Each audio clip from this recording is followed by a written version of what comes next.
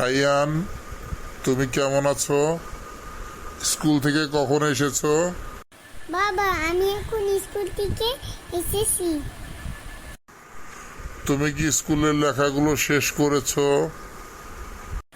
জি বাবা, আমি লেখাপড়া শেষ করেছি। গুড গুড, থ্যাংক ইউ, ঠিক আছে। তাহলে তুমি বড় হয়ে কি হতে চাও? আমি মৌলানা হইতে চাই।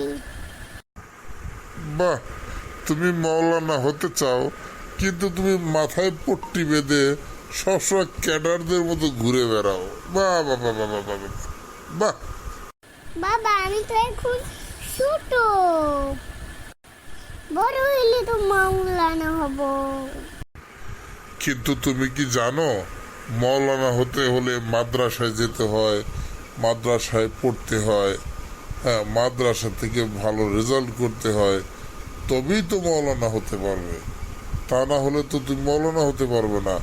এরকম মাথায় পট্টি বেঁধে মাস্তানি করলে, হ্যাঁ, ক্যাডারের মতো ঘুরে বেড়ালে তো মৌলানা হওয়া যাবে না বাবা। আমি বড় হলে তো মাদ্রাসায় যাব,